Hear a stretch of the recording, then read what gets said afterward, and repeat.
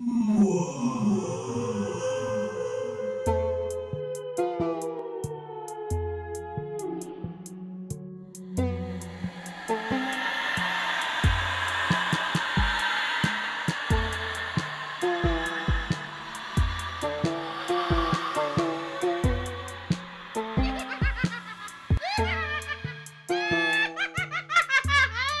to the Horror Corner. We're back here. It's Monday for you. A different day for us. Oh, yeah. I'm like, today's not Monday. What are you doing? Right, yeah. Yeah. I'm Cody. Well, I'm Elle. And today, I just finished watching Hamilton. I don't know about you, but I've seen it before. Oh my gosh. And I've listened to the album hundreds of times. And I cried probably all 100 times, at least. Oh my gosh. And today was no different. I know, it's on Disney Plus, right? Yeah, it came I out don't today. have Disney Plus, but I kind of want to get it just so I can watch Hamilton. There's definitely people who are just getting Disney Plus just for Hamilton, and I'm not even mad. Yeah. I mean, like, that's probably a really good source of revenue for Disney right now. Oh, absolutely. It's also a great reason to have Disney Plus. Yeah. If you're gonna get it for anything, get it for that. I guess is what I'm trying to say. Yeah. Yeah. I would love to also see all my old princess movies. Yeah, I'd be going back, taking a trip down memory lane. See how fucked up they all were, but also good. I know. I think so far sorry, I just look. I'm like looking away from my screen into my camera, but usually that means I'm looking at you directly when I'm trying to look away from you, so it's kind of weird. No, it's okay. It's not weird to me. It's weird to me. Okay. Yeah, I think the only princess movie that I've revisited so far is Princess and the Frog, which isn't as problematic as the other ones. So, since I got the password to this account, I'm trying to think, like, what have I watched since I watched the Lady and the Tramp movie, the live action one. Oh, that was highly disturbing. Live action? Yeah. Well, that rings a bell now that I think about it, but I totally forgot that happened. Tessa Thompson voices Lady. Okay. I can't remember who voices Tramp.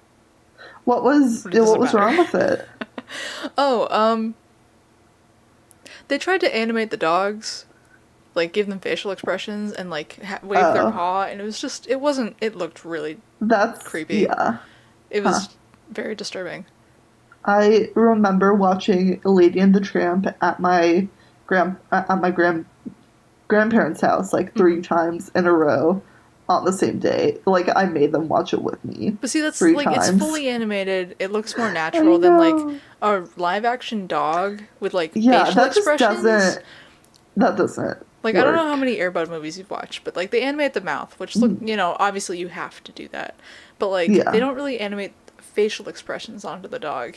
Yeah. And it's just it's really weird. It's not. Yeah. It's unpleasant to look at. I would be freaked out if Susan gave me a human facial expression. Exactly. That I would probably sign her up for an exorcism. Yeah.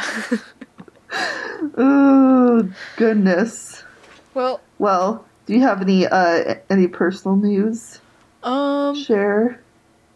No. That was it. I watched Hamilton. Nice. Yeah, sorry, I just reminded of the meme. It's like, oh, when you have this at whatever time and then this the next hour. And it's like, oh yeah, when you have Hamilton at whatever time and then recording it, whatever. It's just like 2 emotional things back to back. It's gonna be fine. It's great. I've only had how many hours of sleep? Not enough. We'll be fine. I'm guessing. I just finished Red Bull, so I think we'll get through it. I won't be drinking this time. I specifically told myself we're not doing that today. Yeah, I'm going very light on my Do you have any personal updates? Yes.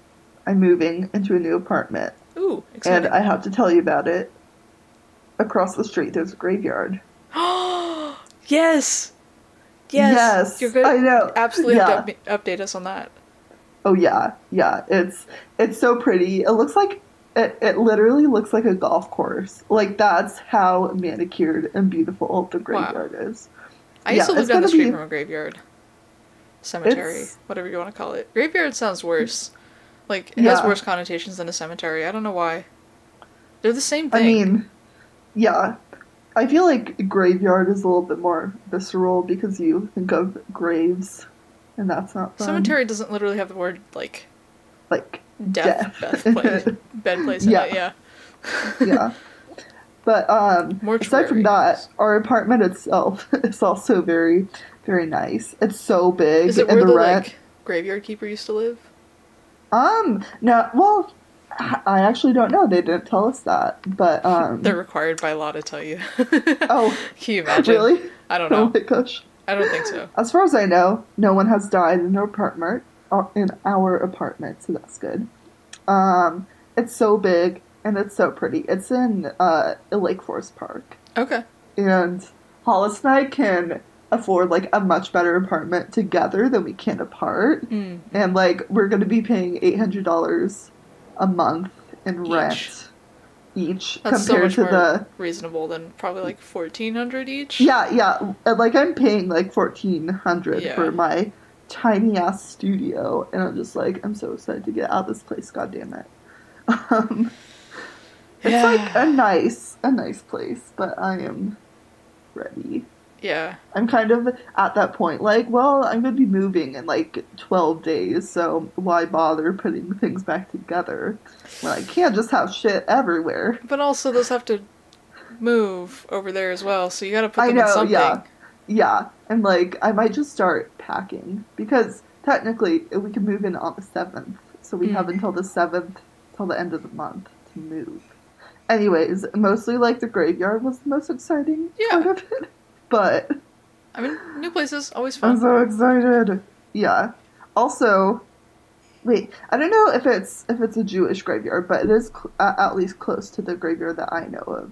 Hmm. But like, I can finally bury. I think that we talked about this before, like how Oh, you right, you gotta can't. bury people in a certain Yeah, spot. or like actually you have to bury like any paper that has the name of God on it. And Right. like so like I just have like this big stack of like paper that I got from Temple, and I think you were like, "Hey, I can help you like dig a hole in the lot outside my house if you I mean, want." that was before And I'm social like, distancing "What?" rules Yeah, were put in exactly. place, so that offer And no longer stands. I know, yeah. And then I found out that you have to bury it specifically in a Jewish cemetery. So Interesting, okay. yeah, can't just do it in an empty lot. Although that was like a very sweet offer and like a good friendship. Hey, Of I can course. help you dig a hole if you need to dig a hole. Always. I love digging a good hole. And I hope you know that applies to dead bodies as well. Oh, okay, good. Thank you. Don't come for me, please. Alright. Yeah. Okay. Are we ready Enough about to... death. Except, Are you down for okay. another home invasion? Do I have a choice to say no? No, because I don't have another story. I thought Okay. about it. I Yeah. really did think about it. I was like, I have like an extra hour this morning where I can either waffle around or I can actually get started editing first and then maybe have time to like come up with a backup story. But Yeah. I waffled for an hour, so I don't have a backup I story, mean, sorry. I definitely approve of the waffling, so Yeah. this is good. I'll be good. Cool. So we're gonna jump in our time machine. It's back. Oh, the time machine is back. Time machine is back. And what did we do last time? We just traveled through I think a we just vortex without a time machine. turn back time, like a time turner or something. Oh, yeah. Yeah. Okay. So we're gonna punch in the number 1985. Beep, beep, beep, beep. Perfect. And we're gonna visit Bill and Dorothy Wacker. Bill and Dorothy Wacker? Bill and Dorothy Wacker, who lived in a small town in Massillon. That's the first time saying that out loud. I should probably be better at that. In Stark County, Ohio. On January 16th, 1985, Bill Wacker called the sheriff to report that his house had been ransacked for the third time.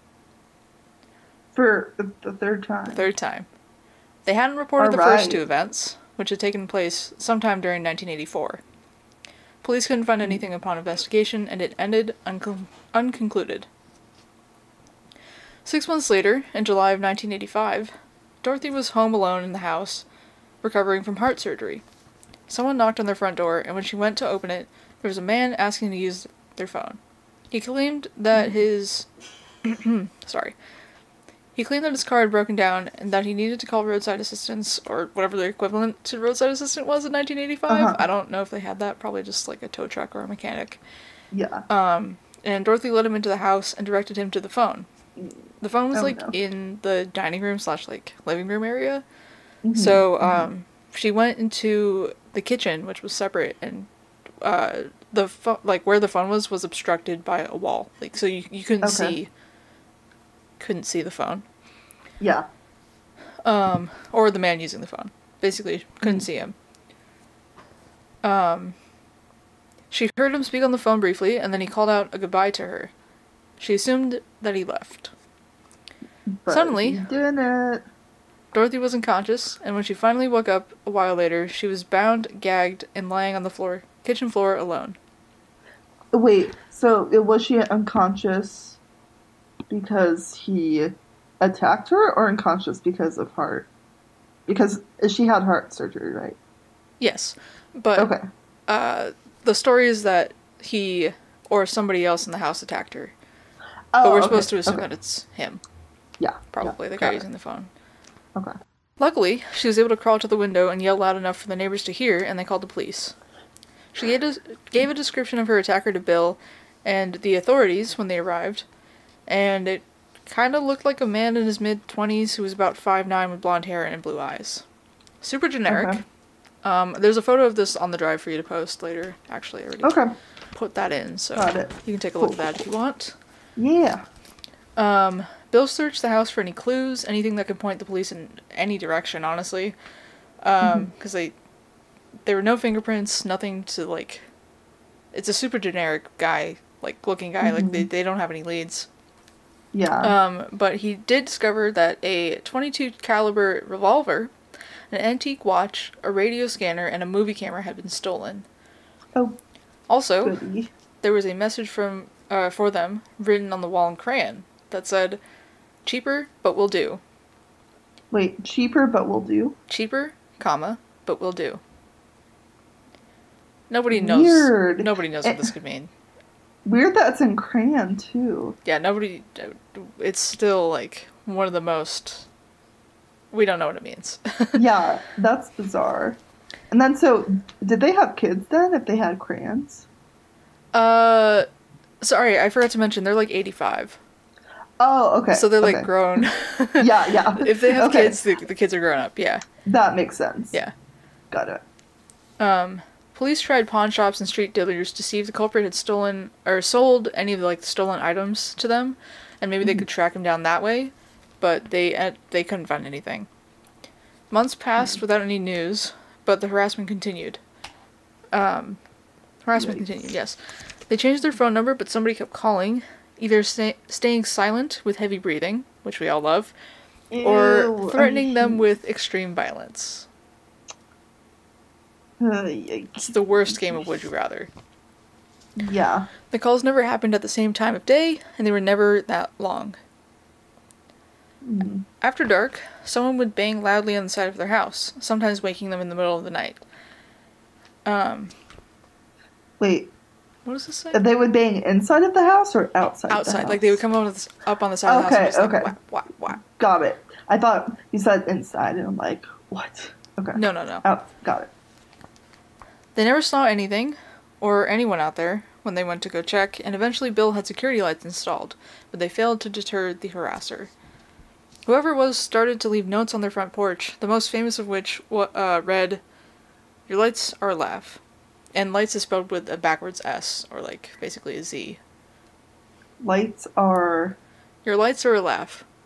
Your lights are a laugh. Okay. Yes. It's a strange way of wording it. Right, and we'll get into some theories later about possible suspects and what this specific phrasing could mean. Is this an unsolved case? Yes. Okay. Is that worse? An unsolved home invasion? No. It's fine. It's just satisfying when it gets solved in the end. But, I know.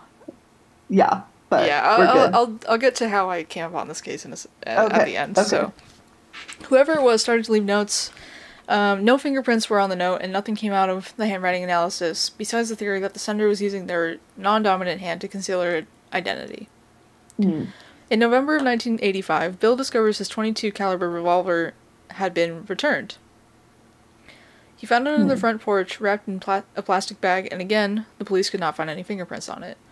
Over the coming months, the rest of the stolen items slowly made their way back to the house as well, in the same manner. Weird. All of them have been wiped clean of fingerprints, so there's no way to trace anything back to someone else. Mm-hmm.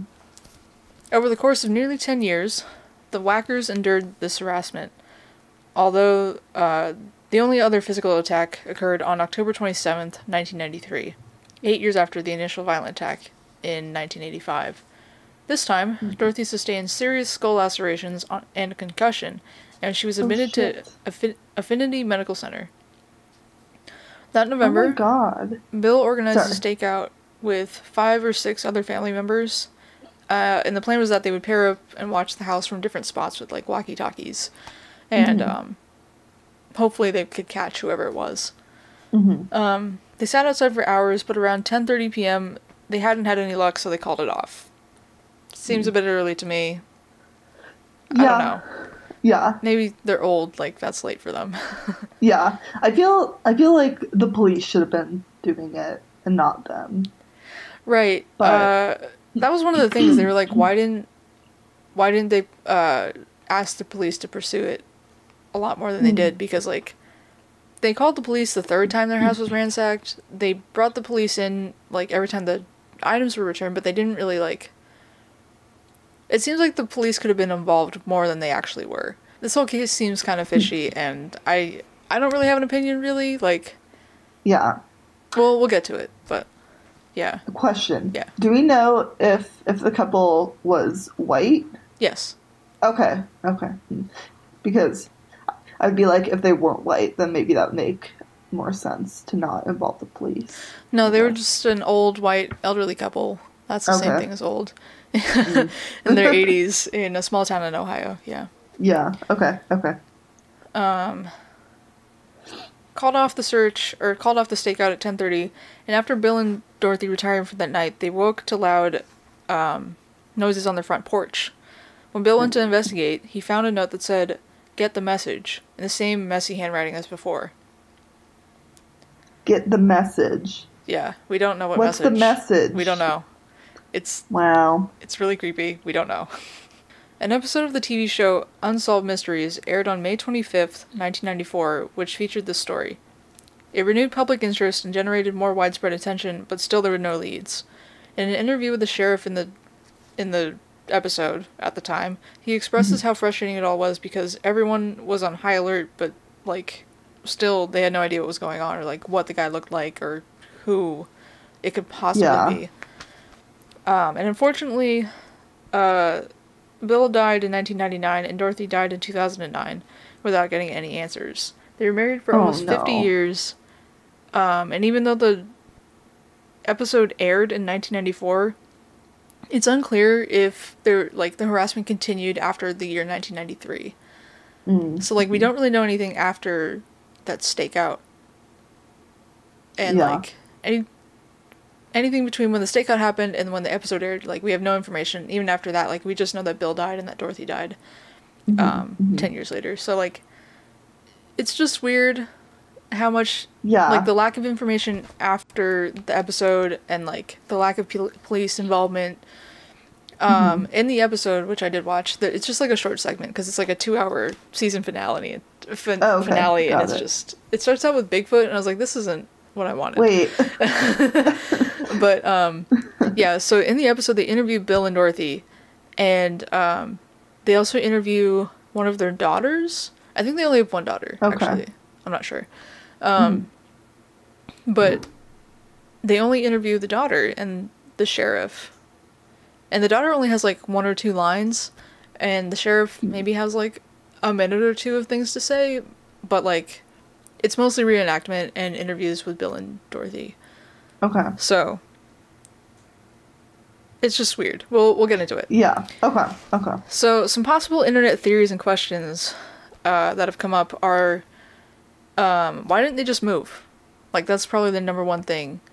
Like, Yeah. why didn't they just move? Yeah. And like, yeah. Did they have like money?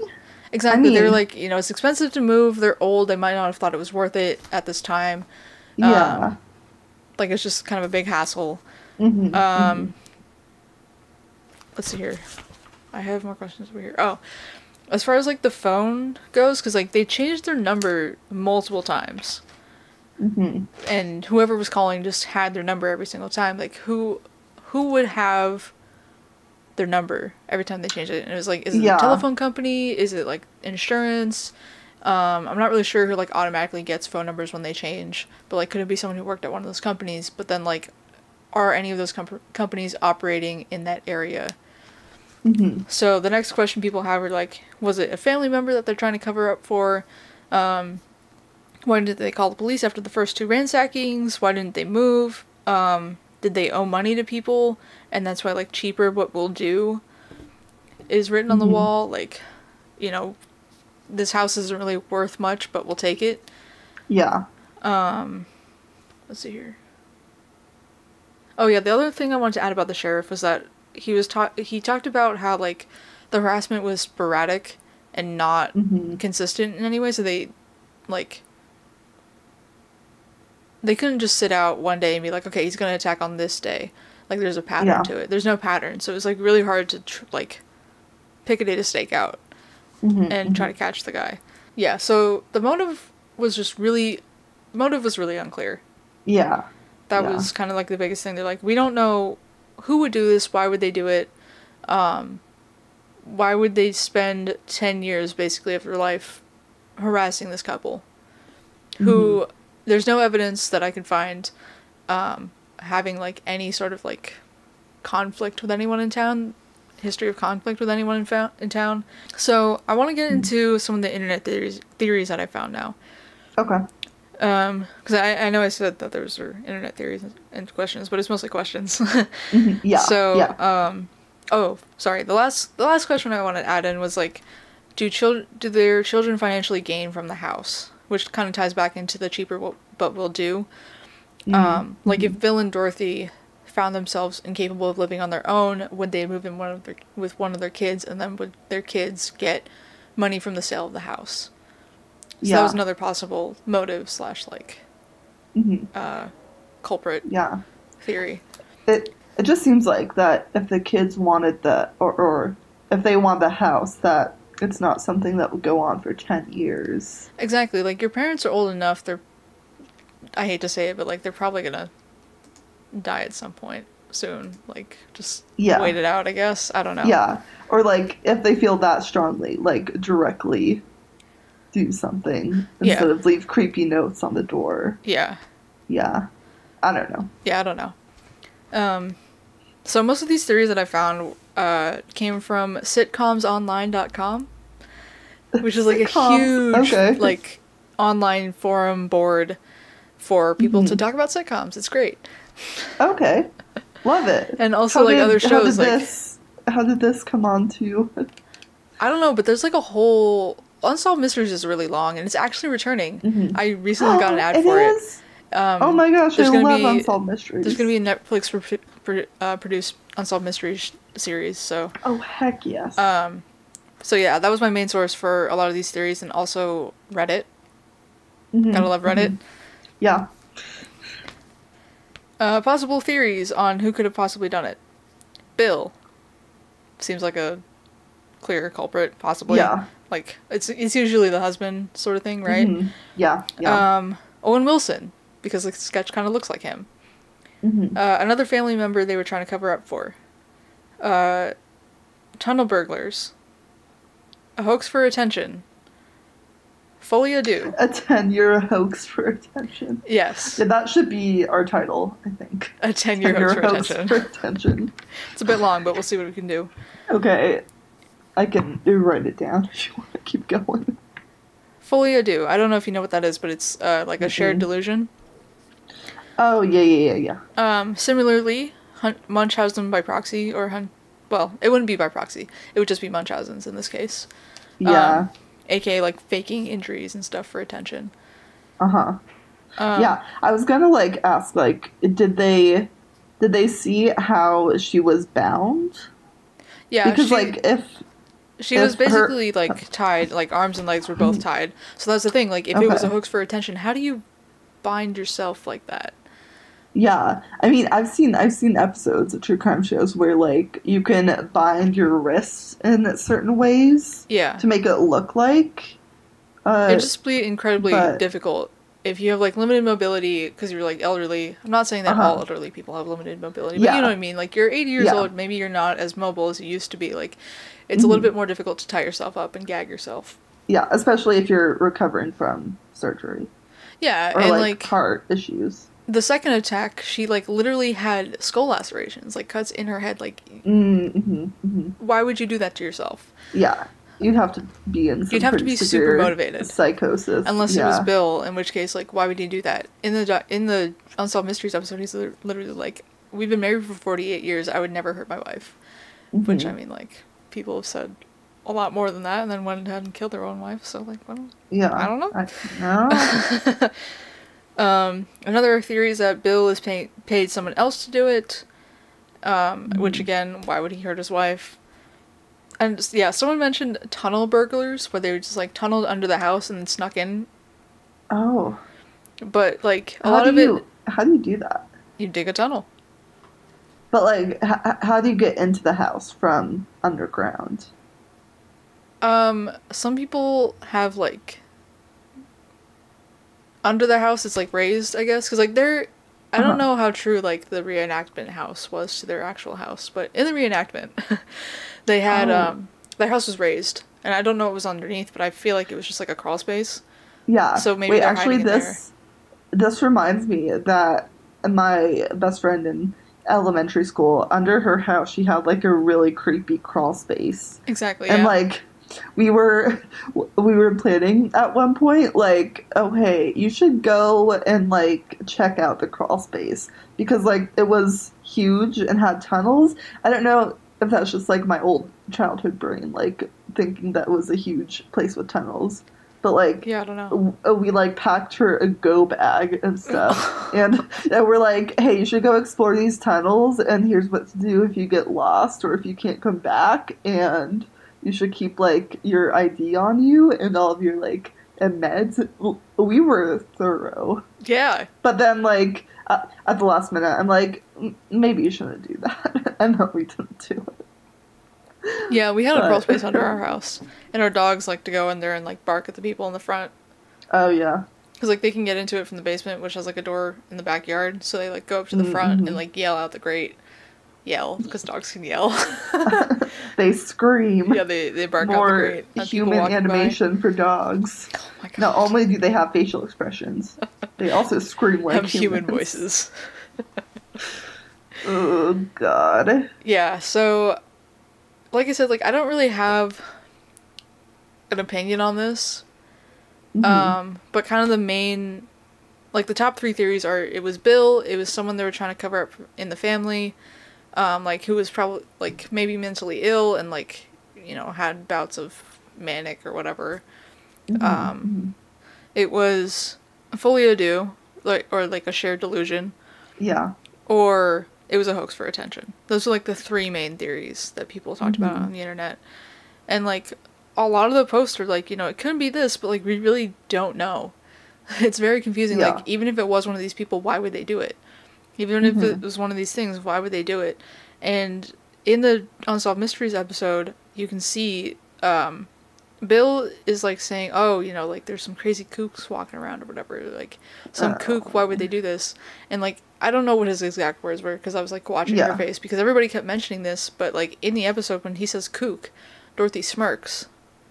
And it's, like, this really creepy, Oh. slow smirk, and you're like, kooks is funny, and Oh. I don't know if, like, the word kooks itself, like, it's funny. I Yeah. would laugh at it too Yeah. if this wasn't, like, a serious episode about a home invasion. Like, how I Yeah. was, like, violently injured. Yeah. Like, it's just, it's kind of a...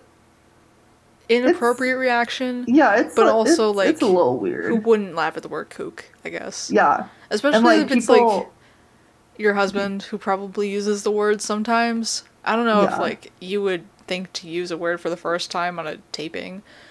I don't know. Yeah. And like I guess people react to trauma in different ways, so it's like but Yeah, so like a lot of people were mhm. using that as like a piece of evidence for like this was a hoax for attention, especially since attacks Mhm. ended after the episode aired or like a little bit before the episode aired. So like, Mhm. did they was it a hoax for attention originally? And that's why they didn't call the police for the first two ransackings. And then Mhm. when she was bound and gagged, they were like, okay, we gotta continue like the hoax, right? So we're gonna bind Mhm. and gag you. And every time she was attacked, Bill was either not home, or when their house was attacked or whatever, right? Quote Mhm. unquote. Neither one of them were home. Mhm. So it could have very well been someone in their family who had access to their house. It could have been Bill, who had access to the house while he was allegedly out of the house. Mhm. And, things just kind of, they carried on this hoax for however long until they decided, okay, well, we're going to have to physically attack Dorothy again to, like, this sounds very cold and brash, but I'm I just mean, trying to yeah. narrate what I read. Yeah, yeah, for But sure. they, like, Yeah. we're going to have to attack Dorothy again in order to keep up the hoax. And Mhm. people theorized that the attacks ended once she was admitted to the hospital because things kind of, like, went too far, so to say. Mhm. Mhm. Mhm. So then they were like, "Oh, hold on, we gotta back up a little bit, take things a little Yeah. less." We took things too far. Yeah. Yeah.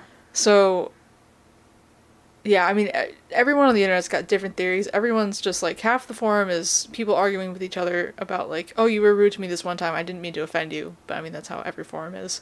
And like half Yeah. of it's actually discussing theories. Mhm. They always circle back to the same ones, and they always ask, "But why would they do that?" Yeah. Motive is super unclear. Whoever did it, like, was either a mastermind or, Mhm. like, just, I don't even know. Yeah. I mean, I imagine that regardless of who did it, that they took some secrets to the grave that they never shared. Yeah, I don't know, because, a lot of people are theorizing that the person who did it was probably in their 20s or 30s. Why? Because young people are more likely to cause trouble. It's cause trouble. I mean, To be a kook. okay. Oh my god. So, I mean, we do have a lot of mental health issues in this generation.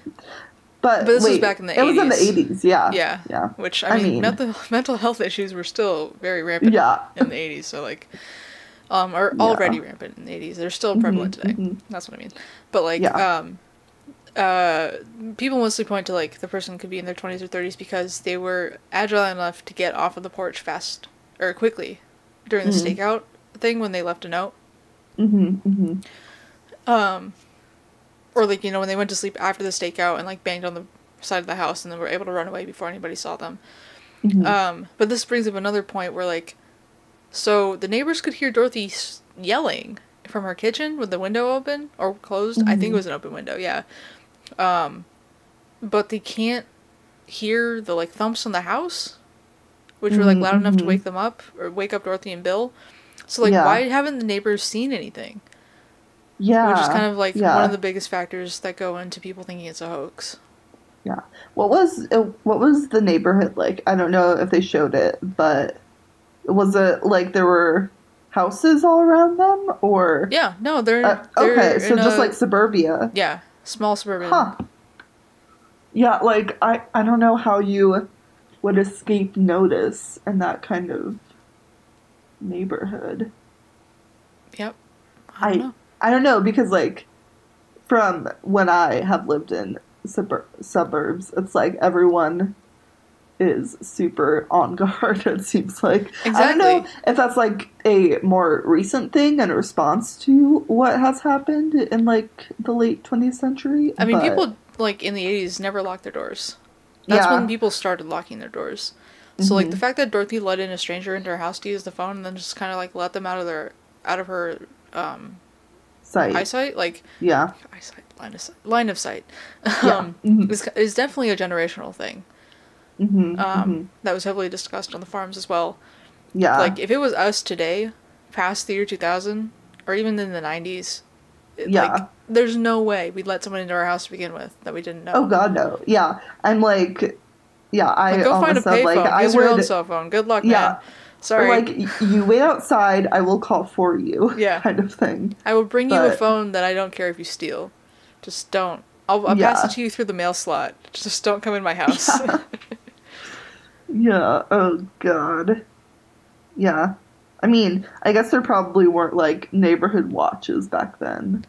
No, and that's the thing, like, everyone in the town was hyper-vigilant after the first attack. Yeah. And still nobody saw anything. So, like... Yeah, that's weird. I know. I'm trying to come up with theories, but it's been well discussed. There's over 50 pages on this sitcomsonline.com forum. So I read through about 30 of them and was like, everyone's repeating the same thing. Yeah. And, like, it's still, this discussion's still going. Like, there were posts from 2020, and I'm just like, this is wild.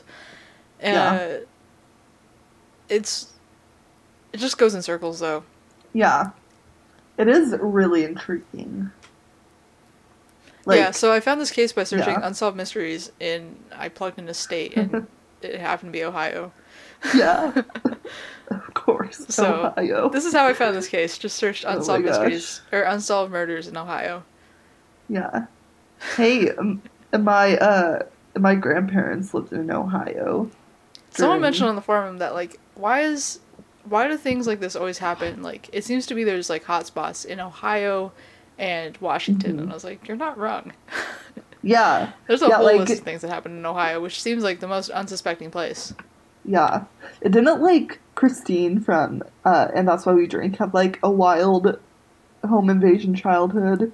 Yeah, I mean, she talked about the time that her mom drove them to Goodwill on Christmas. Yeah. And two guys got in her car and were, like, trying to rob her. Yeah. Yeah. So fucking scary. That's from Ohio, yeah. That's horrible. Also, she said something else about, like... Oh, yeah. She was really young. Carl? She's like, there's a man walking outside. Yeah. Looking through the window. Anyways. Crazy I'll have to ask my friend from Ohio if they've had any weird experiences. The Midwest, man. Just... It's a place. Cool, so that's my story. It's more questions than an actual... Yeah. Tale. I wouldn't say it's satisfying, but it's a good story. It's a good discussion. Yeah, it's like hard when the survivors die, because then it's like we're never gonna find out what happened, or it's gonna be like that much harder to...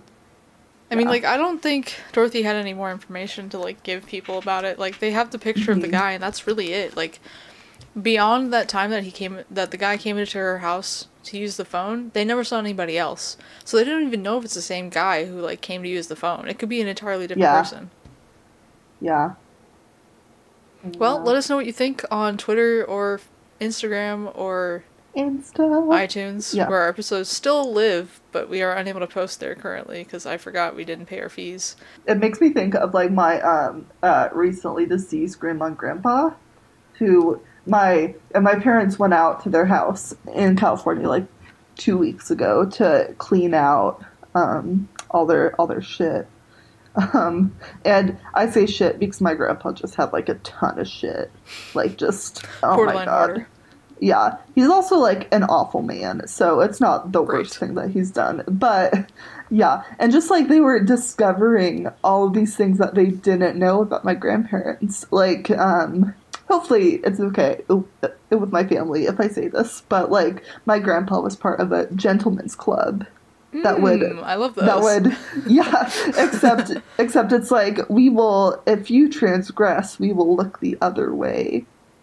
Kind of thing. So it like sounds fine, like, ooh, gentleman's club, but then I mean, that's like, probably how they all were. It's not like a... Yeah. Gentleman's club is like a fancy way to say, we're just people who do bad things and other people cover it up for us. Yeah, basically. Yeah, so, I mean, we already knew that my grandpa was part of some shady shit, but like, just that, I'm like, oh man. Fun. I know, yeah. And then like there were all these photo albums of my grandma that she never showed to anyone. Like she had a lot of baby pictures. They were so cute. And like we still don't know like what the fuck was going on with my grandpa because he was adopted. But then there's this theory that he was my great aunt's child and they like sent my great aunt away to have the baby. And then and then then my aunt's sister adopted her son so that it would be like Aunt Phoebe doesn't have to live with the shame of like being a single mother and having like in the 40s like that was a thing that happened. You just send away single women to have their babies and then yeah. So anyways, family history is weird. But don't know, I know it. We won't get into my family history right now. That's yeah, I know. There's a lot. I did just like a short anecdote about it. I did happen to find my grandmother found it while we were there. We went to Ellis Island. What's the one in New York? Yeah. Yeah. They have like the registry of everyone that came over from Europe and like everywhere else really. And we found my grandmother's grandmother on the list. Oh, wow. From Germany. I want to say. It wasn't Ireland. Because I think we were looking for my grandfather's family from Ireland, but we couldn't find them. Anyways. Spook me. Yeah. I was going to try to do a nice segue into like family history. No. It is not a nice segue because it doesn't really apply. And like family history kind of time works machine with spook format. Spook me. I love it. Yeah. Okay. That we high-key abandoned last episode, but we're back. Yeah. We're back. You want to hear my very academic title that I came up with for my story? Okay. It's called Not Your New Age Grandma's Ley Lines, The Culturally Binding Significance of Straight Roads. It's so extra. That is true to academic form. I know. Very long. But yeah, so very long descriptive. Of course, with the colon, you always gotta have the colon and then something else. Yep. Yeah. I hope that's not like re-traumatizing for your college days for me to have an academic I had title. someone ask me, let's have a mini book club and talk about the Newsroom Crow the other day, and just like 20 alarm bells went off in my head, and I was like, I can't.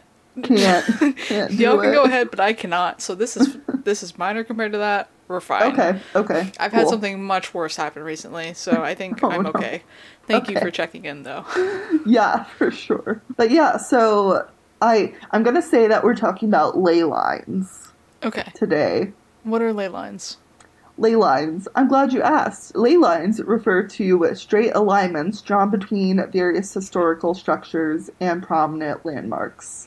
And that's the definition that Wikipedia gives. Like, I'm sure you've heard because it's like all over paranormal TV. Like, oh, this house is on a dark ley line, which makes it more haunted. I don't watch a lot of paranormal TV. Oh, okay. But is it like things that are historically connected? Yeah. For one reason or another. Yeah, yeah. So like the modern definition of like lines connecting between historical structures, there's the folklore that informs it, and then there's the modern, like, new agey concept of ley lines. Okay. And it's supposed to be like there are lines that you can draw on the map between historical and spiritually significant structures, and they are part of some kind of esoteric, earthly, like, mystery. Oh my god, like, so it's less, like, intersectionality between all of these stories, and more like, if you drew a line from point A to point B to point F on this map, they draw the Bermuda's Triangle, like...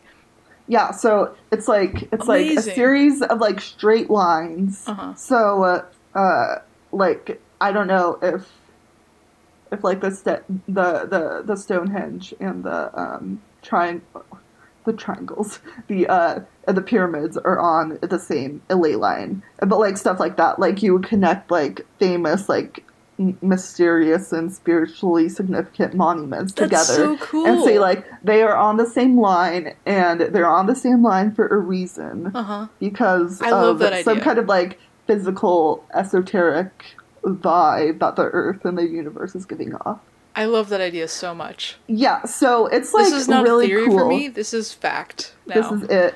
I mean, like this kind of stuff has been going on for forever. It's like deeply embedded in folklore. But first, Wow. I got to talk about like so. My entry point into this was like new agey What was your ley line Google stuff. search? My Google search was ley lines. Okay. Yeah. Unsolved ley lines in Ohio. Yeah. I mean, yeah, like That's the episode title. the thing with ley lines is that, at least modern, is that you can pick and choose which monuments you want to draw lines between. Mm-hmm. So it's like basically anything could be on a ley line. If like if you choose to connect two things and they're on a line together. Let's say, like, for example, for my dog's ashes, which is absolutely a historical landmark, I'm saying right now. Of course. I'm dubbing it right now. Yeah. To, like, the Washington Memorial. Mm-hmm. They're connected in some way. Yeah. Yeah. Does it also work for moving objects? Like, if there's something that's like, say my dog was still alive. I'm declaring him a national monument, I guess. Okay. Yes. Obviously, as you of would. historical importance. And, like, say that, you know, my dog's still moving around, but, like, the Washington Monument isn't? Or did the two objects have to be moving, or locations have to be moving together in relation to each other? I don't know, because, like, even then, because, like, one could sit in one spot and the other one could be moving. Yeah.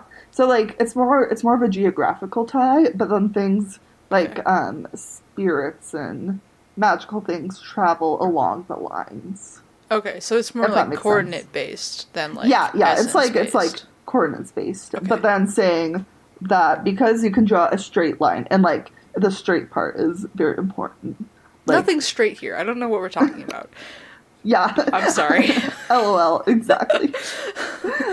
But like based on coordinates, they have a certain essence, not because they have a certain essence but they are at these coordinates. I don't know, that feels like kind of the same thing. I'm trying to like yeah, it is complicated. It like yeah, it like took me a bit to I think really... I get it, but like me trying to explain it back, I'm not quite there yet. Yeah, for sure. We can keep going and maybe I'll answer some of your questions. Okay. Oh yeah. Do you want to hear how I got the idea to cover ley lines? Yes. So on The Sims 4, you can you can select traits for your lot for like your Sims house, and some of the traits that you can pick are either houses on a ley line or houses on a dark ley line. And are you serious? Yeah. Is this part of an expansion pack? Well, I think that the dark ley line comes with the vampire pack. Okay, so there's not even like a term that's like, for a lack of a better term, like vanilla architecture language jargon. This is like they're specifically telling you can put your house on a ley line or a dark ley line. Like this isn't some weird building construction jargon. This is like that was their intent. That's Sims. Yeah. Oh my god. I know. Yeah, and like if you select houses on the ley line as a trait, then you're more likely to have twins. And if you're on a dark ley line, if you're on a dark ley line, you're more likely to have a vampire child. And that vampire twins? Yeah. Well, I don't know if it's twins. Can you All have I know vampire is like twins? I hate that. I mean, I assume so. I hate it. Yeah, it's a creepy idea. But, that's like, you don't like Christine from And That's Why I Drink thinks twins are already creepy. Like, can you imagine if you just introduced to her vampire twins? Yeah. Yeah, man. That's what I used to think Rosalie and Emmett were, and then I was like, that doesn't work because they're in love, and that would be incest. But it took Yeah. me an embarrassingly long time to realize that they weren't actually brother and sister. I mean, Twilight just is a mess, so it Yeah. makes sense. Um, yeah. Anyways, so ley lines, as we use the word today, they're actually a pretty new thing in the way that we define them right now. Okay. So they were thought up in the 20th century by an old white guy named Alfred Watkins, who Wikipedia described as a self-professed archaeologist. Yes. I Basically, self-identify as an archaeologist. Can I get the job, please? can we put archaeologists within the terms of the LGBT community? Yeah. Um, but basically, his big discovery was like, it seems like a lot of important spiritual places in Britain are on a straight line that you can draw on a map. So it's like Interesting. if you look at a map, you can draw a line between important. It's like a Um, constellation. yeah. That's actually Okay. how it was explained in one source. Like Okay. it's like you can make connections in the stars, but that doesn't mean that that's not like a human based thought process, you know. I think you lost me. To like to okay, so to see like the stars and then to make patterns out of them, that's like a very human thing. And just because we see the patterns doesn't mean that like I don't know that Okay. the Big Dipper is like a universally recognized thing by And I guess anyone other you're than saying that also humans. applies to ley lines. Yeah, Okay. yeah. At least like I I don't know, like maybe some ley lines are real, but it's extremely convenient It's like a for man-made like meaning that we've ascribed to these yeah, things yeah. And like I'm all that about nature maybe man-made, hasn't ascribed to it. yeah. And I'm all about man-made meaning, but I'll tell you in a second why it's grown problematic. Oh, Um okay. yeah, but um this old white guy Watkins, he wrote this book called The Old Straight Track in 1922, alleging that the existence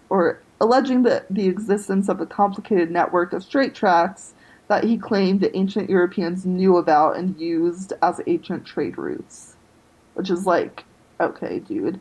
But New Agers in like the 40s and 60s definitely lapped this up. There was a new movement called the Earth Mysteries, and suddenly ley lines became a thing now of like cheesy Travel Channel, alien documentaries, and paranormal evidence for hauntings. I'm really trying not to interrupt you this episode, but this is one thing I don't think I can keep quiet on. Okay. There's a show called Stargate Atlantis, Hmm. which is a spin-off, or like sequel series slash spin-off of a series called SG-1, which is a spin-off series of a movie. Okay. Lots of spin-offs. Yes, but there's like an original Stargate movie that explains the origin of Stargates, as we know them on Earth, like how we discovered them on Earth, and like Hmm. how we can travel to other galaxies and stuff through these Hmm. like stone rings. These stone rings are like really advanced technology that let you like Hmm. dial a coordinate basically Hmm. in the galaxy, and Hmm. well, the universe really, and go to other planets if there's another ring there. So it's like a portal. Okay. And the way you dial, quote unquote dial, is a series of 7 symbols Hmm. that are actually like constellations. Oh. So, or like constellations, but like they repurpose them, quote unquote, Hmm. to mean like quadrants. Okay. So there's 6 points that you basically triangulate where you're going, and then the 7th point is like the actual place. Hmm. So when you dial, you do like the first 6, and then the 7th is to like confirm basically that's where you want to go, because like Okay. it could mean you have the same. It's like the thing where like the more digits you have, the more specific you are. Mm-hmm. with like decimal points. Is that Yeah. a good analogy? Okay. Like the more decimal points you have, like the more specific it is. So like the more star points you have, or the more symbols you have, the more specific it is. So they dial in 7, and the 7th is like the defining one, really. Wild. I'm trying to relate that to ley lines. Does that make sense? A little bit. They like ascribe a meaning to these constellations, and like Oh, yeah. people use this constellation as sort of like a roadmap Mm-hmm, to this location.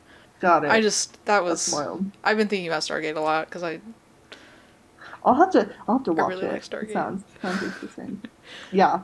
And you also mentioned aliens, and I was like, this is Oh it. yeah. Yeah, like there's been so much stuff about aliens on ley lines and stuff. Which I'm like, okay, like maybe that the ley lines are like observed by aliens, but it doesn't mean They don't know what it is. Yeah. They don't have the same meanings. But my tone has been pretty distasteful or disdainful this so far because white people are using ley lines as part of like healing rituals that you pay a lot of money for. That and sounds mysteriously like not so mysteriously like cultural appropriation.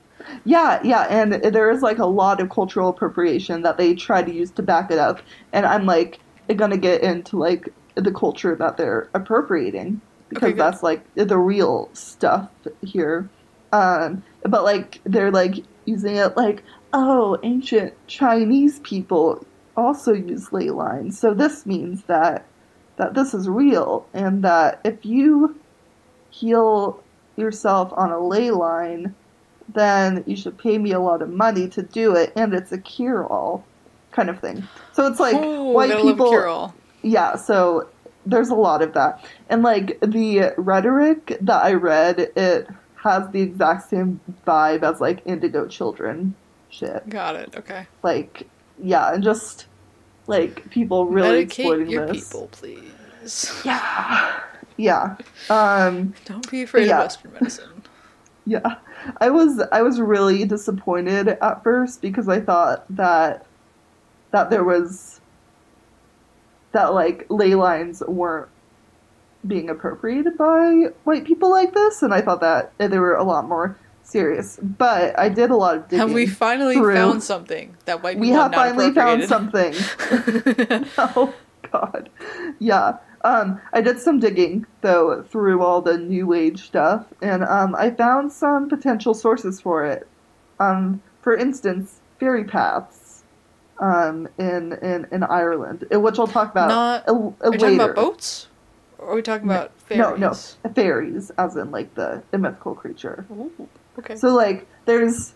Okay, so I was struggling to come up with, like, how to explain the difference between a boat and a fairy.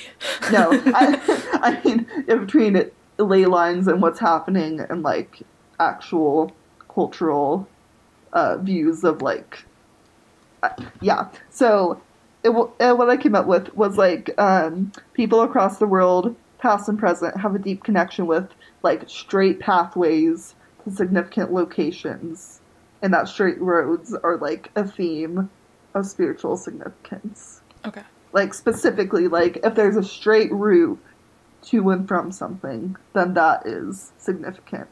And I'm thinking that, like, straight roads matter because, like, before you could pave the roads, it would have been really hard to just go straight over a mountaintop to something. I was going to say, like, a clear path. Yeah. Like a straightforward path, but no, that also makes sense. Yeah.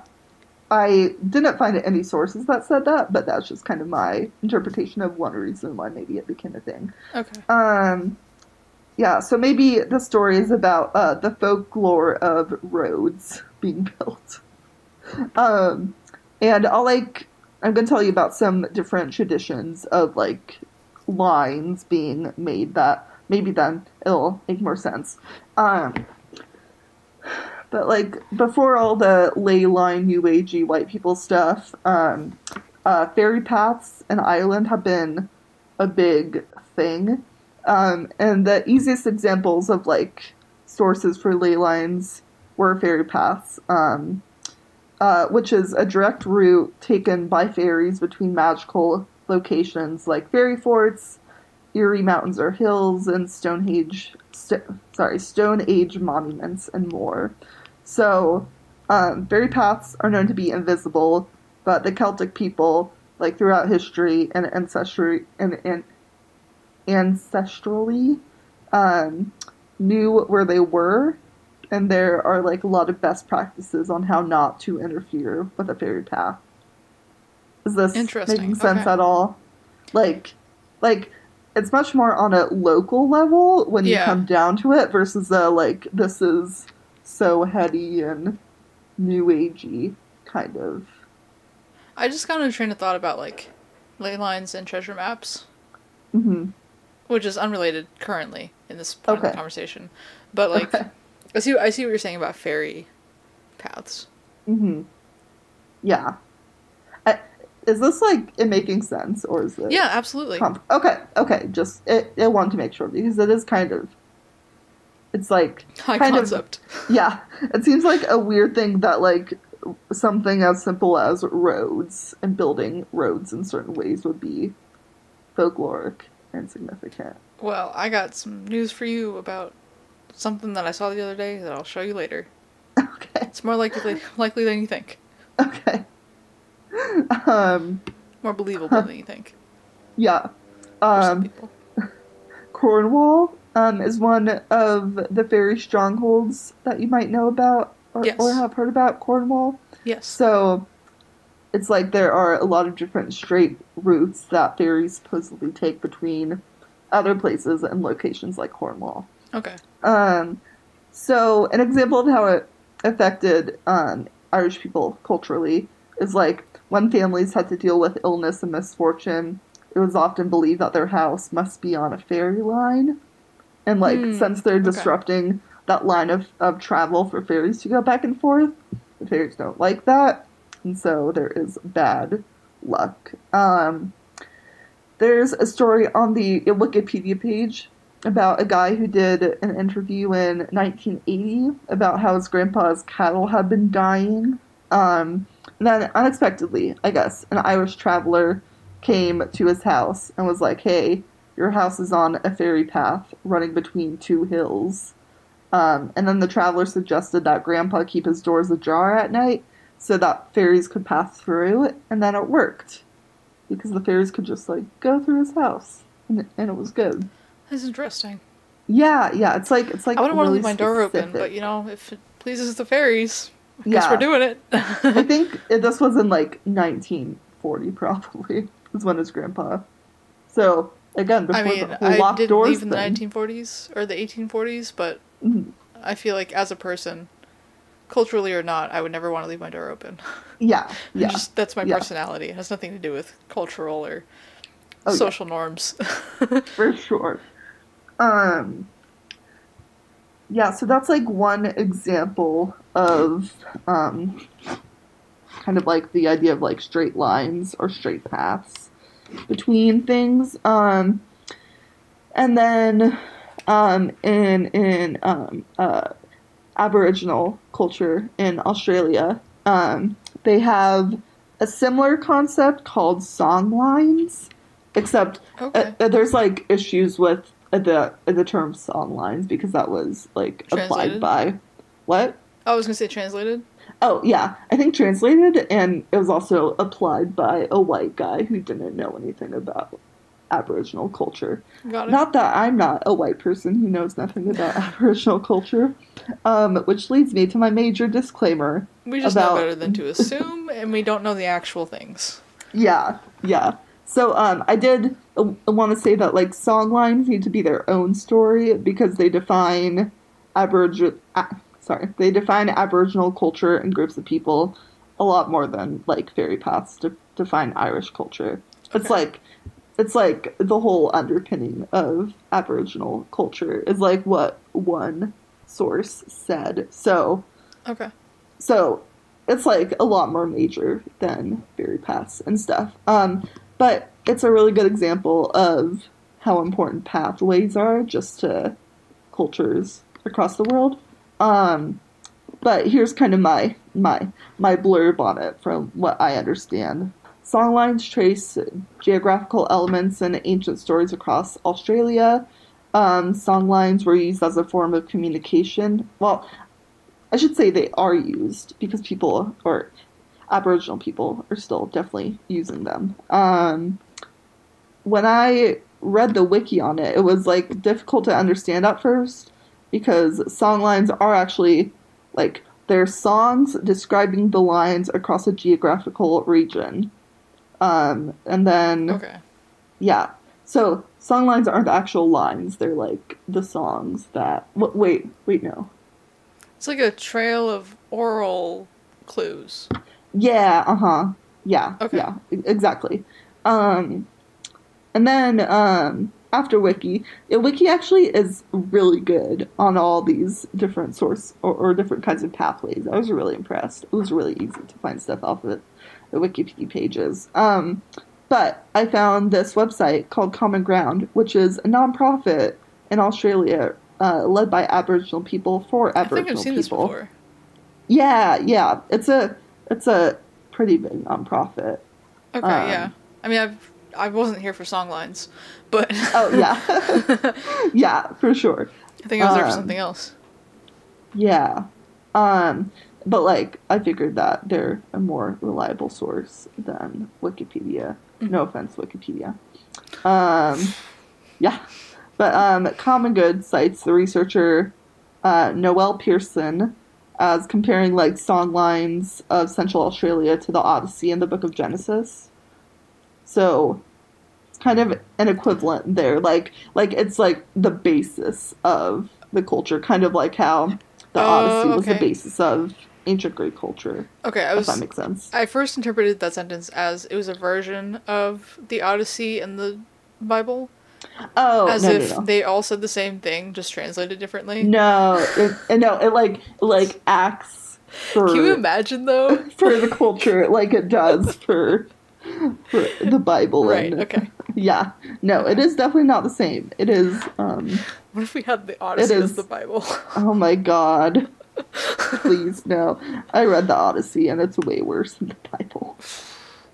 I think I read the comic version. I couldn't get to the actual version. Oh my God, a comic version of the Bible. I've also read the comic version of the Bible. Oh, okay. I mean, I've read comic versions of a lot of things because I don't want to read the actual text. Wild. I'm sorry to say, but like... Hey, when I like it's one of those things that like it gets the baseline themes and ideas across, and then I like when I read the actual text, I'm like, I get it. Yeah. When I become a millionaire, I want to fund, if people are interested, a comic book with songlines. That'd be so good. Mm-hmm. That'd be fun. I mean, I say fun for me as a white person. God damn it. I'm sorry. I want to take someone else's culture for financial gain. I mean, no. I know that's not what you mean, but like, okay. To other people saying that out loud, it could be like, no. To be clear, I would want to give them money, and then they could do whatever they want. I should say like anybody else saying that out loud. Okay, yeah. I do not mean that I would collect any profits from this. Yeah. That would be bad. There's this Aboriginal art institution called Japinka.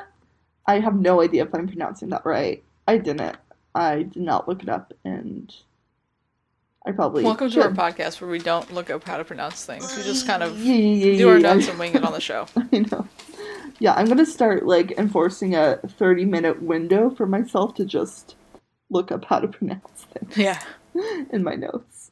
But this institution has like a really cool website and a really great art gallery about like how songlines are becoming a part of Aboriginal art because Ooh, okay. And it's so cool. I'm definitely gonna post some on Instagram if it's not copyrighted. I'll have to check on that. But David Roth, who I'm guessing is an art historian there, he explains that different groups of people across Australia have different song cycles. which are like I've heard of these, yeah. yeah, song cycles I've that heard they have different song cycles that define their land laws, ceremonies, and obligations. So wait, I think I skipped that part, but a song cycle consists of song lines, Yes. and song cycles are like they differ among Aboriginal communities. Mm-hmm. And so before white people came, there were several hundred different language groups across Australia. So like several hundred different people who had different song cycles.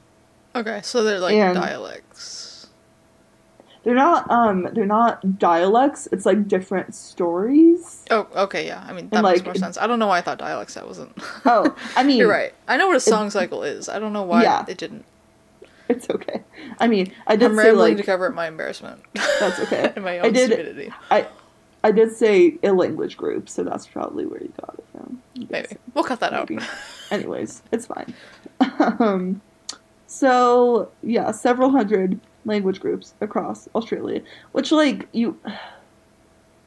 I mean, like Indigenous peoples are now a quote unquote minority, but like there were several hundred different language groups in the small continent of Australia, and then white people came, and it's like, oh, oh my gosh, I remember this one guy in my AP English class, senior year of high school, and my English teacher asked us like, why do you think that we only learned about European history and not world history of everywhere else in the world?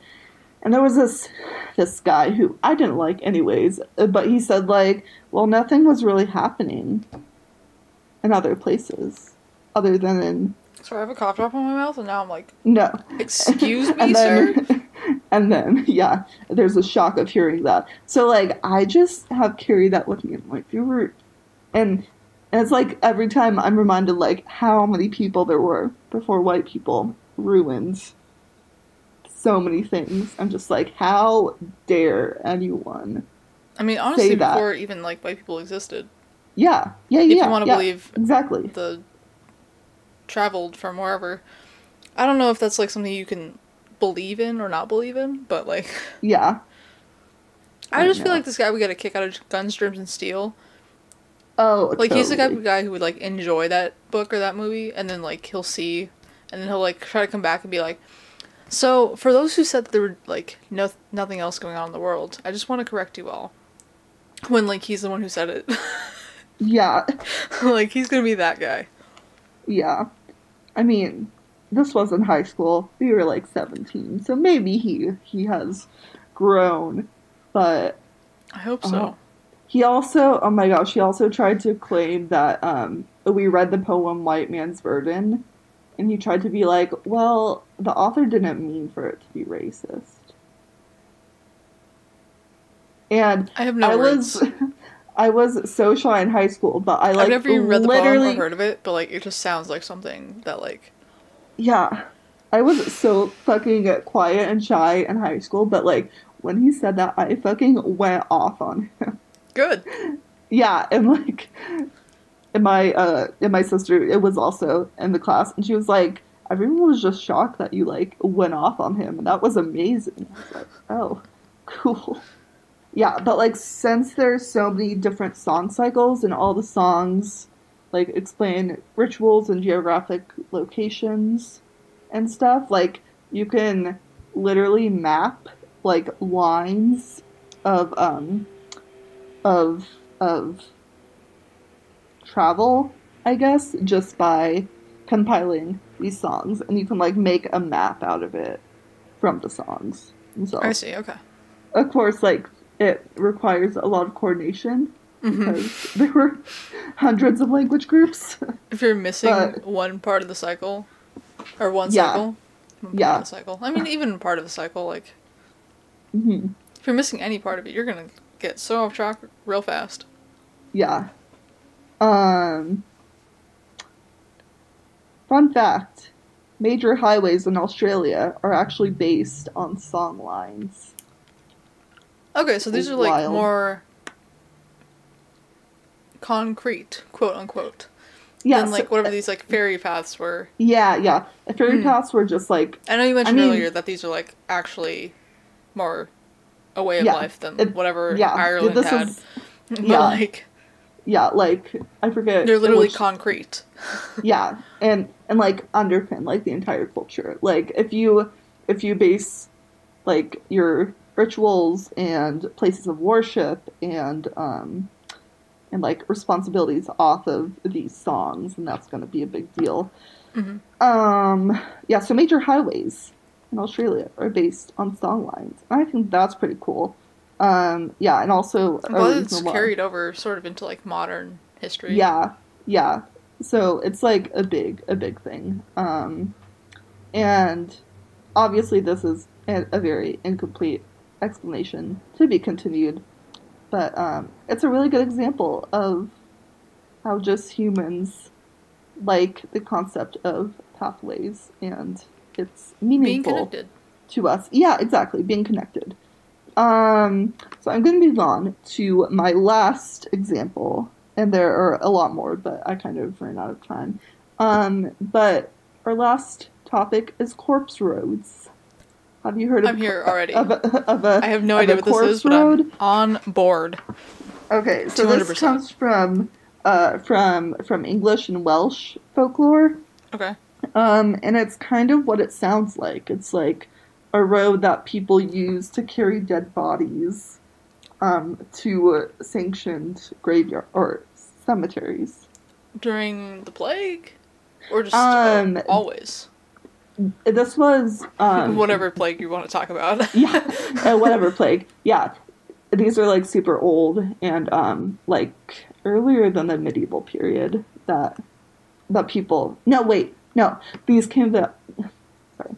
Corpse roads became a thing in the medieval period because in very European capitalist fashion, the reason that corpse roads became a thing was because the churches alone held burial rights. Okay. So if you lived in a very like far off rural town, you would have to like carry your dead from your village all the way to wherever the sanctioned church was. Nick, ain't nobody got time for that. Yeah, no one has time for that. So when populations exploded in the medieval era and people were starting to demand autonomy from the far-off cities, church owners came up with a nifty idea. That idea was to make... Oh my god, it's like a mail-in corpse service. Yeah, so like basically church owners, churches, I guess because they were autonomous, churches came up with the idea to make corpse roads. So essentially, they would just make it easier for people to bring their dead to their graveyards, so that they stopped demanding to have graveyard autonomy. Is what I wrote. Graveyard autonomy. I love it. And then so like basically they get to hold on to their power. Which is fucked up. But it's like, well, we won't let you buy a car. We're just gonna force you to use a bus. We will make it slightly easier by creating, like, straight paths for you. Was it free? Yeah. Or was there a tariff on the... I don't think there was a tariff. I think it was just a road. Although, maybe you pay for the road? Fee. Like, you pay the horse driver. Horse driver? Oh, no, it's like... What would you call a horse driver? I mean, it's like the people in the village still have to bring over their own people. It's just easier now because there's a road. Oh, okay. Yeah, I mean, you could definitely coordinate, probably, a horse driver. Yeah, you probably could coordinate. And maybe there were businesses for that, which I imagined you would have to pay for. Yes, creating jobs. Bring back the corpse roads. Oh my god. I'm sorry, I'm canceled. No, you're good. Eventually, though, outside churches were granted burial rights because, I don't know, things progressed and they're like, okay, there's so much population that, yeah, your tiny church in the middle of nowhere, you can bury people there. And I mean, what if they and just ran out of space in like church-sanctioned cemeteries? yeah, I mean that's probably part of it too. Also, 'Cause, like I'm even sure big that cities were only so plagues. big. Yeah, yeah, and I'm guessing that not everyone abided by the you can only bury people in these certain graveyards. That and Although, like big cities were only so big, but also population was increasing in those cities, so they needed the land, yeah, like real so estate. yeah, There's probably a lot of like factors going into it. I'm just yeah, yeah. So I think eventually that's what happened, and then they had to like give burial rights to other. outsourced burial rights. Yeah, Got it. yeah. Outsourced burial rights. I don't know what I else to love call it. it. Yeah, no, that's great. So many titles. So now for the spooky part. Cody, what do you think happens when you build a straight road between people's homes and the graveyards they're going to be buried in? You have to build a tunnel underneath. Dig a tunnel. Maybe. Their house. The correct answer is that spirits start Buy using that dynamite road. from the railroads. They don't have railroads yet. Sorry. Just continue. Spirits start using that road. Ah, okay. Yeah. So, I mean, it will get into prevention methods. Um, Dynamite. yeah, I mean, I don't know if they had dynamite, but to make sure that spirits didn't come back, people would often route the roads across bridges and bodies of water, as water is known to be a medium that spirits can't cross. Mm-hmm. So they would do things like that because spirits were fucking using the road that connected directly from their graveyard to their house. So I want to see that a makes study sense. where they did a study in which like how many people were haunted on these corpse roads, and did it matter whether you were Mhm. across the river or before the river? This is Yeah, incredibly hard to prove, but yeah, but I would like to see it. yeah. I mean, I guess I don't know, if you think that a spirit first follows the body and then can't get back over, Exactly. I, yeah, I don't know. I don't know, man. Did the same spirits Um, travel back to haunt the next family member who dies? yeah, yeah, and like, maybe they That's a weird could thought. go over water. Like, who fucking knows if that was even right? Mm-hmm. Um, but today in Wales, Oh. people often see what they call corpse lights, which are blue lights that travel low to the ground across, well, in a straight line, because a lot of the roads aren't roads anymore because they stopped being used. Mm-hmm. So, just like Interesting. little blue lights traveling across in That's a kind of straight creepy. path. Yeah, something about like a non-corporal being traveling in a straight line, that is just creepy to me because there's like a matter of geographical precision to straight lines, so it's just Right. like There's no that's I like don't know. natural flying objects, creatures, Hmm. swimming objects, Yeah, that fly in a straight line for very long. They yeah, usually have to yeah, adjust in some way to air patterns yeah, and like and like wind. do straight patterns really happen in nature? Like, is there any like plant that's perfectly straight? Yeah, I don't know. The golden ratio exists in nature, Yeah, that is but that's true. definitely not straight. Yeah, that's like spirals. Mm-hmm. I don't know. So, That's like, interesting to think about. yeah, it does seem like it's kind of connected to the idea of sacred geometry, Mm-hmm. maybe. I don't know. I'm about it. Yeah, it's pretty cool. And then so there are some other versions of or connected things to ley lines that I didn't go over, but there's this thing called the spirit way in ancient Chinese culture, which I didn't really go into Did you just say the because spirit wave? spirit way, Way, okay. yeah, yeah, not the spirit way. Um, it when I looked at it, it didn't seem like there was a lot of information on it, and it seemed like more it was like spirit ways were about uh building ritual objects along the path from the city to tombs, I think, to like tombs of famous people. So Oh, like okay. yes. And so like they would build So even like in death, really you can only talk to rich people, like-minded people. yeah. I'm I sorry. mean, I like didn't go super into it, so I'm sorry. no, you're good. You're It's going to good. be around 6 o'clock, and I'm losing it. I'm a little bit Yeah, hungry. we're almost done here. I And then hate that I there's always also lose it at the end during your yeah, story, but that's it's just how we okay. set up. I know. I'm slightly losing it too. Um, but then there are also versions in Newfoundland which seem to be the stories are kind of evidence, if you want to put it, that fairies came across the ocean to Newfoundland. And they crossed water, Yeah, which shouldn't be exact. possible. Yeah, unless like there was a vessel that they were contained in. I don't Can fairies ride pretend on to know how boats? this. Can What? fairies... What? Can fairies ride on Fairies?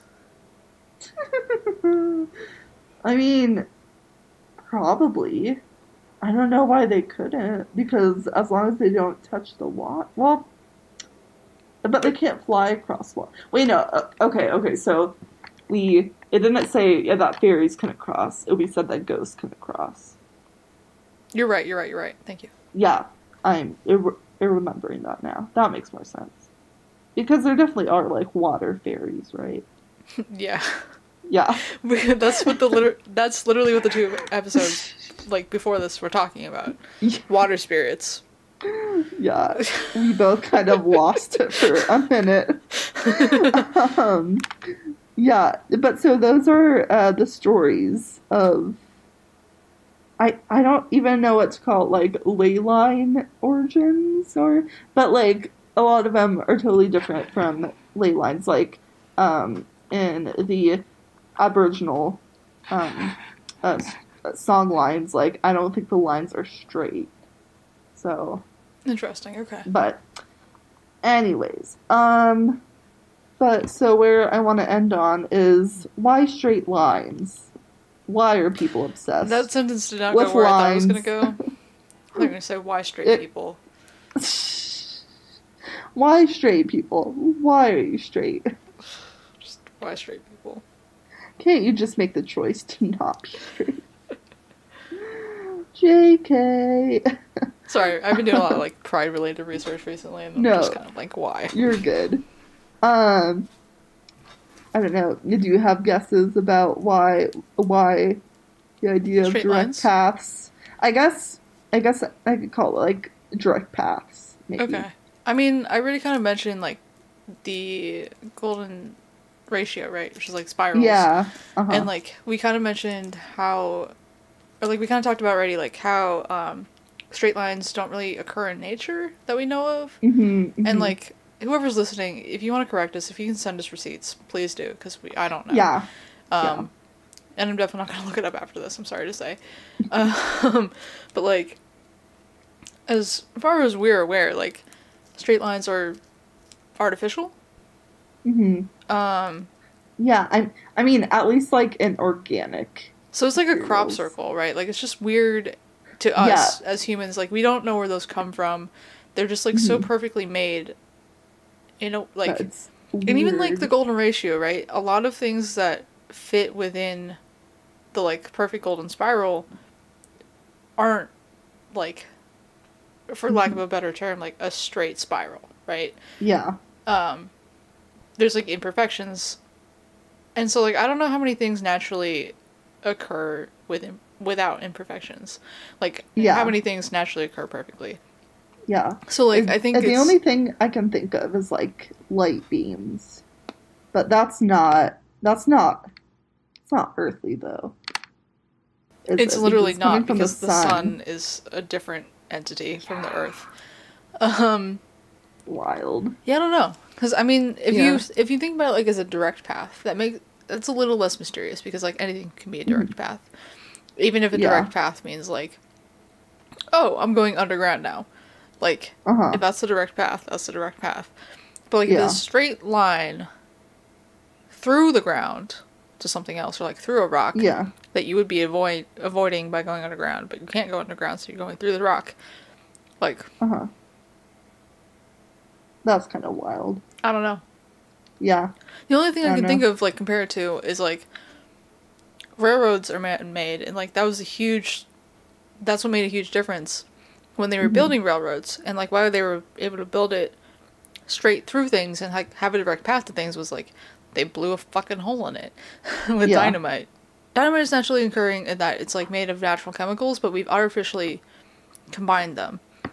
So even dynamite's not natural. Yeah. To, like, clear that sort of path. Yeah. Also not as environmentally friendly as these examples seem to be. Yeah. I don't know. It's wild.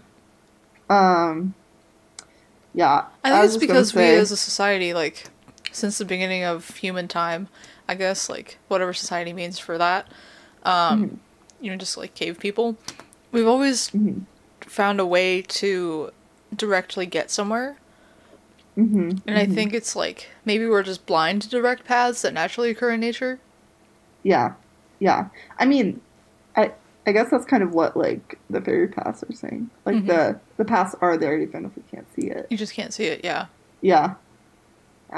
Interesting. I don't know. It's wild. But yeah, to kind of contrast that with the Western spiritualist, like, New Agey culture, like, it seems like ley lines are really arbitrary. Oh, absolutely. Like, and like those kinds of lines that are, like, drawn between the Stonehenge and pyramids, and, like, people argue about what landmarks are important, and I'm sure if white people are the ones, like, drawing the lines, like, they're gonna choose which places are important, and it's like that then means nothing. Yeah. I think it's arbitrary in the sense that, like, I mean, I literally made an example, like, if you connect my dog in the fucking Washington Monument, like, nobody cares about my dog except for me. Like, well, I care because I love dogs, but yeah, you know, I know.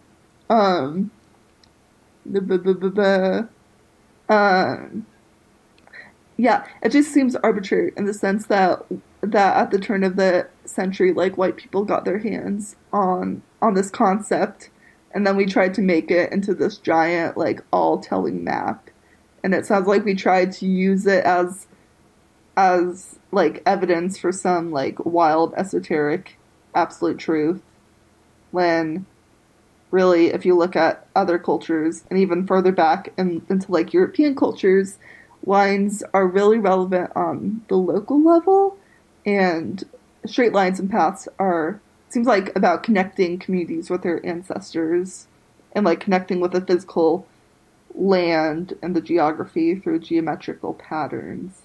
And it doesn't seem like it's about, like, mining truth from the land. It is, like, about being connected. I don't know if that makes sense. But, like, I was watching an episode of Ghost Adventures. And it was just like Zach. Oh, well, okay. Zach and his all-male crew went into this room of some house that was known for, there's a female spirit there that doesn't like men. And of course, like 4 men go into her room and start just, like, tearing the room apart. Like, he took off, like, the bed sheets and threw the mattress over to, like, provoke the spirit. And I'm like, she is not obligated to talk to you. Like, why are you trying to, not only that, I feel like at that point some a kind male of spirit would be angry as well.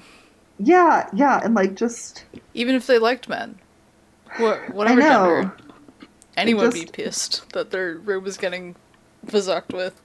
Yeah, it's just dumb.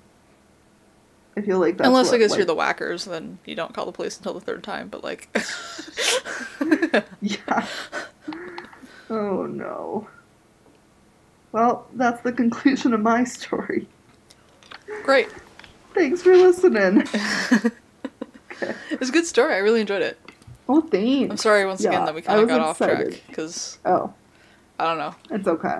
We record for however long, and I just kind of lose focus after a while. Go. I'm sorry. No, it's okay. I like definitely do it too. I'm sure that if I went first and you went second, that would be me all the time. Right. Yeah. Oh well. Well, Well, that's the episode then, I guess. I that's don't have the any, like, episode. concluding words. Yeah. No announcements, really. Don't spend $200 on health treatment because some white lady says that she'll heal you on a ley line. Oh, I knew what I was going to end on. Oh, okay. I have something to end on. So, Seattle. Oh. Seattle is a big place for ley lines. There's actually Okay. this whole group. What about called, Ohio? I don't know about Ohio, but I say ley lines in a very new agey way, in that there's a group called a Geo Group Project, and I'm just gonna read you the first paragraph of their mission statement. The Geo Group created the Seattle Ley Line Project, an artwork commissioned and funded by the Seattle Arts Commission. Seattle is the first city in America, possibly the first city anywhere. Oh my god. Possibly the first city anywhere to have its ley lines mapped and located. Sacred places located all over the world are generally located over various earth energies. These electromagnetic fields of energies emanating from the earth have the capacity to improve the well-being of people as well as the earth as a whole. One of our goals is to identify the presence of all kinds of earth energies and work in harmony with the earth spirit to improve the flow of these energies. Oh yeah, and there's this thing. The Geo Group offers a 4.5 by 7 inch color photo of the Seattle line map showing major Seattle ley lines and power centers. The photo is available for $7 from blah blah Okay. blah blah. I already see a couple of things going on here that I'm not really a fan of. Yeah, so Seattle is the first city to have someone phrased it as its ley lines in balance with everything else. Mm-hmm. Okay. And people were really mad that the Seattle Arts Commission funded this. Yeah. Because it's like so in Seattle of all stupid. places, but also it would be But Seattle also, of all places. yeah. Oh my god. I'm learning a lot about Seattle in the past year, and it's great. I appreciate it. I love it. I knew nothing about Seattle before I moved here, so this is fine. I'm fine with this. Yeah. I didn't have some sort of glamorous view of Seattle before I moved here, so. Yeah. All I knew was that it was the furthest place away from my parents that accepted me into their school, so I needed to go there. Yeah. I came here because it wasn't Boise, Idaho. That's a move. And I wanted to join the writer cafe culture. Oh. Cafe culture. I've always loved coffee. Oh my gosh. This page also says, ley lines. We can use ley lines to heal the earth. And I'm guessing that people who say that favor using ley lines over environmental regulations. Okay, I was going to say Western medicine or environmental change, climate facts. Yeah. Yeah. I mean, I don't know, but I know that people who advertise cure-alls and this kind of stuff are just to be taken with a grain of salt. Indeed. Anyways, yeah, so a bit of local news. I guess Seattle's perfectly balanced. That's good to know. That's good to hear, I guess. Even though the other night police cleared CHOP.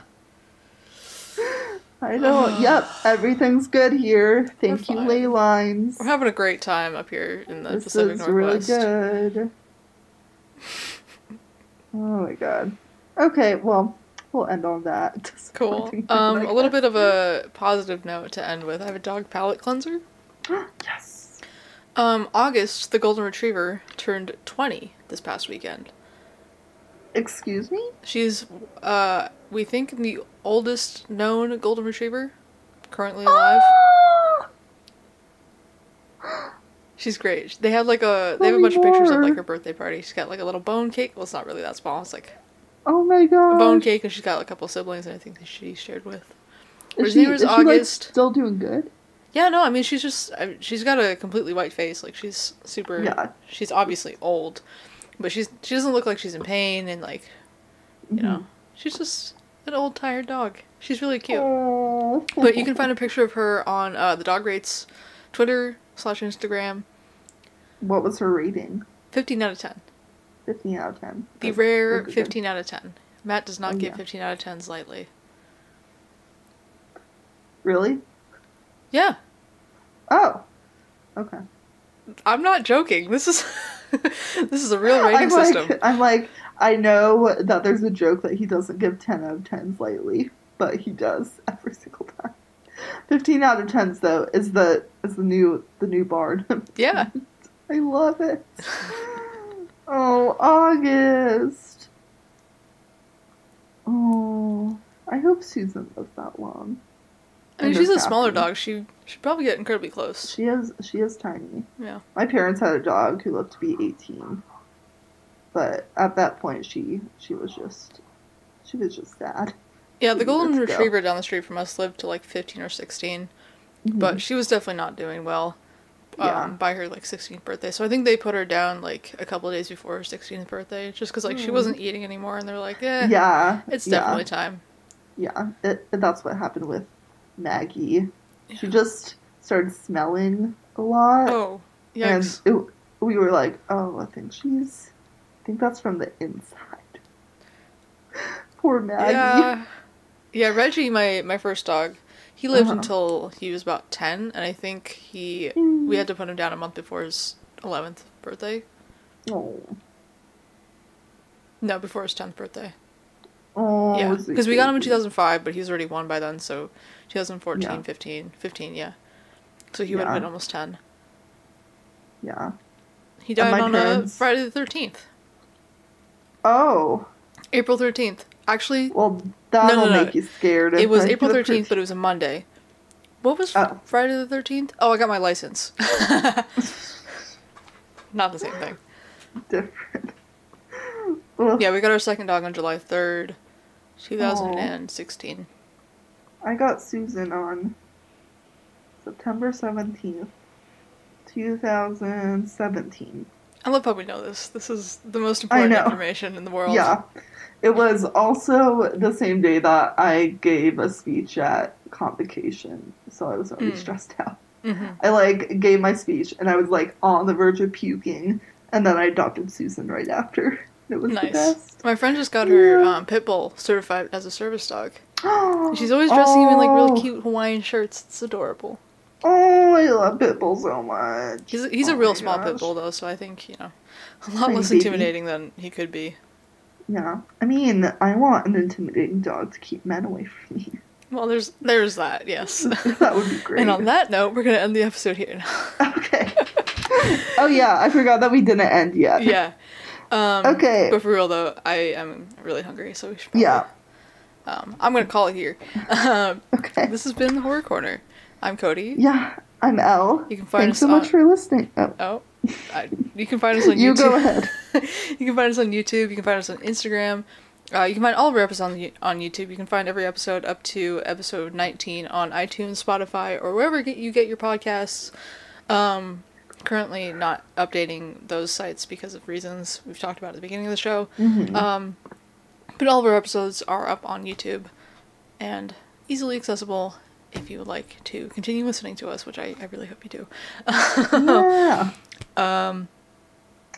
Yeah, all of our socials are Horror Corner Podcast, including our email at horrorcornerpodcast@gmail.com, where you can email us your own story suggestions, ratings if you don't want to direct them towards iTunes, so we would really appreciate if you left them on iTunes. Also Any complaints, comments, corrections. corrections, Yes. absolutely email them to us. You can also DM us on Instagram or Twitter, again at Horror Corner Podcast. I think that's it. Yeah, that's it. Thanks so much for listening. We will see ya, or hear you. See you next time. Smell you All later. right. Smell you later. I'm practicing for when I'm a dad. I'm never going to be a dad. I'll be an uncle. Okay. Practicing All right. for when I'm going to be an uncle. Alright, smell you later. Smell you later. Bye.